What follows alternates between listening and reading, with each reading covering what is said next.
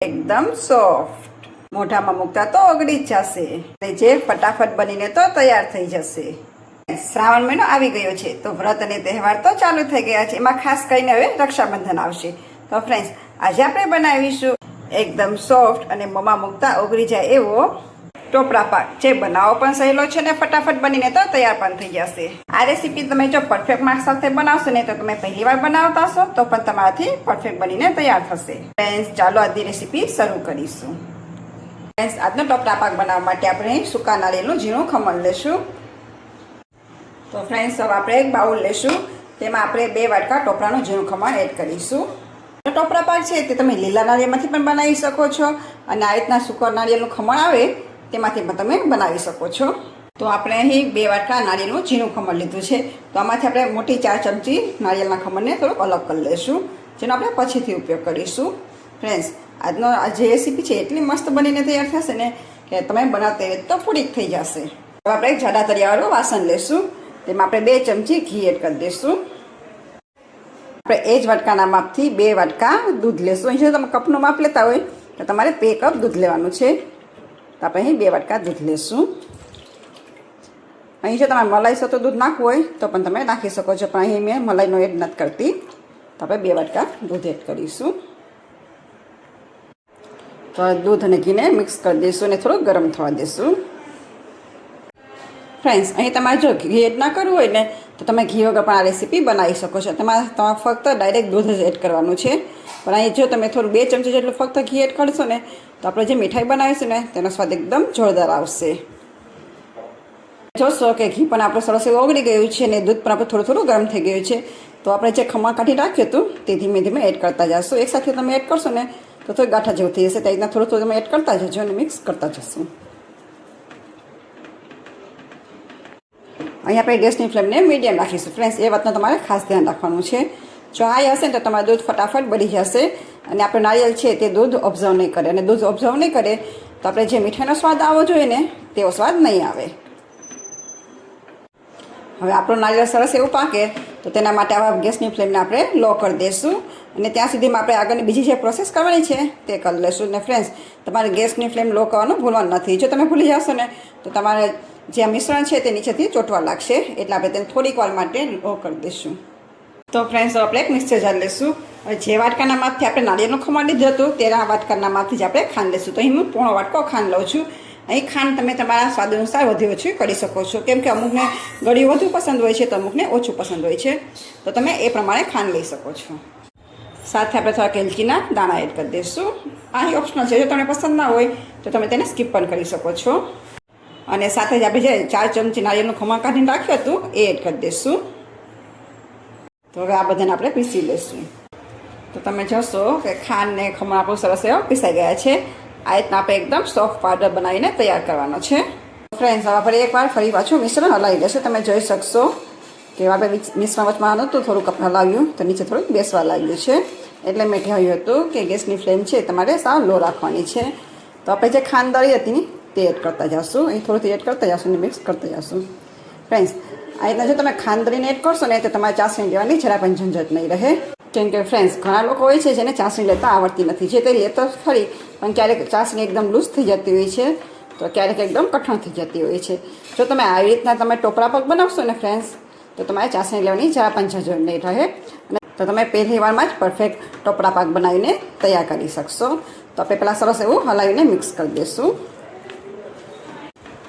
હવે આપણે ગેસની ફ્લેમને મીડિયમ કરી દઈશું અને આવી રીતના સતત હલાવ્યા કરીશું, જેથી કરીને નીચે આપણું મિશ્રણ બેસે નહીં. 5 મિનિટ જેવું થઈ ગયું છે. તમે જોઈ શકશો કે ખાંડ પણ આપણી સરસ એવી ઓગળી ગઈ છે. આ રીતના તમે ખાંડ દળીને નાખશો ને તો તમારી ખાંડ ફટાફટ ઓગળી જશે અને સરસ એવી મેલ્ટ પણ થઈ જશે. તો ફ્રેન્ડ્સ, 5 મિનિટ થાય ને પછી આપણે તેમાં એડ કરીશું 50 ગ્રામ જેટલો મિલ્ક પાવડર. જો તમારા ઘરમાં ના હોય ને તો તમે આસપાસ કરિયાણાની દુકાન હોય ત્યાંથી તમને સહેલાઈથી મળી રહેશે. તો આપણે તેને સરસ એવું પહેલાં મિક્સ કરી દઈશું. ફ્રેન્ડ્સ, હવે આપણે એક વાસણ લેશું. તેમાં નાની ચમચી જેટલો આપણે ફૂડ કલર એડ કરીશું. અહીં લેમન યલો કલર આવે તે હું એડ કરું છું. હવે આપણે ત્યાં થોડુંક પાણી એડ કરીને તેને મિક્સ કરી દઈશું. ફ્રેન્ડ્સ, હું એટલા માટે કલર એડ કરું છું કે બધાના ઘરમાં કેસર નથી હોતું, પણ તમે આ ફૂડ કલર છે તમને સહેલાઈથી કરિયાણાની દુકાનમાંથી મળી રહેશે. આ રીતના આપણે સરસ એવું પહેલાં મિક્સ કરી દઈશું. તો આપણો કલર બધો સરસ એવો ઓગળી ગયો છે. તો આપણે તેને મિક્સરમાં એડ કરી દઈશું. તો આપણે કલર એડ કરી દઈશું અને તેને સરસ એવો હલાવીને મિક્સ કરી દઈશું. અહીં જો તમારે કલર એડ ના કરવો હોય ને તો તમે એમનેમ સફેદ પણ ટોપરા પાક બનાવી શકો છો. આજની આપણે જે મીઠાઈ બનાવીએ છીએ ને તેના બે નામ છે. ઘણા લોકોને ટોપરા પાક પણ કહે છે ને ઘણા લોકોને કોપરા પાક પણ કહે છે. પણ અમારા જૂનાગઢમાં ટોપરા પાક કહે છે અથવા તો નારિયેળનો પાક કહે છે. તો તમારા શહેરમાં ક્યાં નામથી આ મીઠાઈ ઓળખાય છે તે મને કોમેન્ટ બોક્સમાં જરૂરથી જણાવજો. ફ્રેન્ડ્સ 15 મિનિટ જેવું થઈ ગયું છે. તમે જોઈ શકશો કે આપણે ટોપરા પાકનું સ્ટ્રક્ચર છે તે પણ સરસ એવું થઈ ગયું છે. તો તમને જો આમ ખ્યાલ ના આવતો હોય તો થોડુંક મિશ્રણ તમારે હાથમાં લેવું, પછી તમારે તેનો બોલ્સ વાળ લેવો. તો ફ્રેન્ડ્સ તમે જોશો કે સરસ એવો બોલ્સ આપણો વળી ગયો છે. તો આપણે ટોપરા પાક માટેનું મિશ્રણ તૈયાર છે. તો ફરી પાછું આપણે હલાવીને સરસ એવું મિક્સ કરી દઈશું. તો ફ્રેન્ડ્સ હવે આપણે ગેસની ફ્લેમને બંધ કરી દઈશું ને ટોપરા પાક છે એટલે કે આ મિશ્રણ છે તેને એક પ્લેટમાં કાઢી લઈશું. આપણે એક થાળી લઈશું, તેમાં મેં પહેલેથી થોડું ઘી લગાવી દીધું હતું. તો આપણે તેમાં મિશ્રણ એડ કરી દઈશું. આ મિશ્રણ આપણે દબાવીને સરસ એવું ફેલાવી દઈશું. ફ્રેન્ડ્સ આપણો ટોપરા પાક સરસ એવો પથરાઈ ગયો છે. તો આ ટોપરા પાકને આપણે ઠંડો થવા દઈશું. ફ્રેન્ડ્સ 5 મિનિટ જેવું થઈ ગયું છે. આપણું મિશ્રણ છે તે થોડું ઠંડુ થઈ ગયું છે. તો મિશ્રણ આપણે થોડું ઠંડુ થાય પછી આપણે તેમાં કાપા પાડી લઈશું. અહીં તમે જેવી સાઇઝના કાપા પાડવા હોય એ પ્રમાણે તમે પાડી શકો છો. અહીં આપણે ચોરસ આકાર આપીશું એટલે એ શેપમાં કાપા પાડીશું. ફ્રેન્ડ્સ આપણે ઊભા કાપા આવી રીતના પાડી લીધા છે. તો આપણે આડા પાડી લઈશું એટલે સરસ. તો ફ્રેન્ડ્સ આપણે અહીં ટોપરા પાક એટલે કે કોપરા પાકને આ રીતના કટ કરી લીધો છે. તો થોડી આપણે ગાર્નિશ કરી લઈશું. અહીં તમે કોઈ પણ ડ્રાયફ્રૂટ્સ એડ કરી શકો છો. હું અહીં પમ્પકિન સીડ્સ લઉં છું. આની જગ્યાએ જો તમારે પિસ્તા એડ કરવા હોય તો પણ તમે કરી શકો છો. બદામની કતરણ એડ કરી શકો છો. તો ફ્રેન્ડ્સ હવે આપણે અહીંયા ડ્રાયફ્રૂટ્સ એડ કરી દીધા છે. તો આપણે આને સાવ ઠંડો થવા દઈશું, પછી જ આપણે તેમાંથી પીસ અલગ કરીશું. ફ્રેન્ડ્સ આપણો ટોપરા પાક એટલે કે કોપરા પાક સરસ એવો ઠંડો થઈ ગયો છે. તો આપણે તેમાંથી પીસ અલગ કરી લઈશું. તો આપણે એને હળવાથી આવી રીતના કાઢી લઈશું. ફ્રેન્ડ્સ આમાંથી એક ઢેફલી અલગ પડશે ને પછી બધી ઢેફલી છે સહેલાઈથી તમારાથી નીકળી જશે, જોઈ શકશો. તો આવી રીતના આપણે હળવાથી તેને કાઢી લઈશું. ફ્રેન્ડ્સ તમે જોઈ શકશો છે ને ફ્રેન્ડ્સ જોતાં જ ખાવાનું મન થઈ જાય એવી આજનો આપણો ટોપરા પાક એટલે કે કોપરા પાક. ટોપરા પાકને હું તમને નજીકથી પણ બતાવીશ. ફ્રેન્ડ્સ છે ને એકદમ સરસ મજાનો આપણો તૈયાર થયેલો ટોપરા પાક. આમાં આપણે ચાસણી લેવાની તો જરા પણ ઝંઝટ નથી. ફક્ત તમે આવી રીતના ખાંડ પીસીને એડ કરશો ને તો પણ તમે જો પહેલી વાર બનાવતા હશો તો પણ તમારાથી પરફેક્ટ બનીને તૈયાર થશે. તો ફ્રેન્ડ્સ આ રીતના આપણે બધા પીસને અલગ કરી લઈશું. અહીં તમે જો એક પીસ ઉખડશે એટલે ફટાફટ બીજા 2 પીસ અલગ થઈ જશે.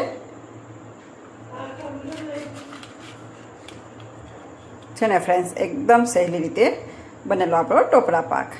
તો ફ્રેન્ડ્સ તૈયાર છે આપણો ટોપરા પાક અથવા કોપરા પાક. આ ટોપરા પાક ખૂબ જ ઓછી મહેનતમાં અને ફટાફટ બનીને તો તૈયાર પણ થઈ જશે. તો ફ્રેન્ડ્સ હવે તમારે બહાર મીઠાઈ લેવા જવાની જરૂર પણ નહીં પડે. તમે જો આ ટોપરા પાક પહેલી વાર બનાવતા હશો ને તો પણ તમારાથી આ પરફેક્ટ બનીને તૈયાર થશે. મેં એટલી સરળ રીત તમને બતાવી છે. આ મીઠાઈ તમે ઘરે બનાવીને સહેલાઈથી ખાઈ શકશો. રેસીપી તમે એકવાર જરૂરથી ટ્રાય કરજો. તો ફ્રેન્ડ્સ હમણાં રક્ષાબંધન જેવા તહેવાર આવી જ રહ્યા છે. તો એકવાર તમે બનાવીને ટ્રાય કરજો. પછી મને કોમેન્ટ બોક્સમાં જણાવજો કે તમને આજની મારી રેસીપી કેવી લાગી. અને આપને જો મારી રેસીપી પસંદ આવી હોય તો એક લાઇક કરજો, શેર કરજો અને હેતાસ કિચનને સબસ્ક્રાઈબ કરવાનું ના ભૂલતા. તો ફરી પાછા મળીશું નવા સ્વાદ સાથે, નવા વિડીયો સાથે. ત્યાં સુધી આવજો.